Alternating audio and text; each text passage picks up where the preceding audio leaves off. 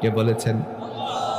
কোরআনুল হাকিম দ্বারা আল্লাহ বলেন, সেই দিনে তাদের চেহারাগুলোকে পুড়িয়ে ছারখার করে দেওয়া হবে। যারা দুনিয়াতে চেহারার বাহাদুরি করেছিলে, পর পুরুষের জন্য তুমি ফেসিয়াল করছিলে, আনন্দ লিপ্ত ছিলে, তাদের জন্য ভয়ানক অবস্থা আজরে কন্ত করে দিবে কে? আর আজরে বলেন কে? এবার আল্লাহর কাছে বলবে, আল্লাহ মুক্তি চেয়েছিলাম, তুমি মুক্তি দাও নাই।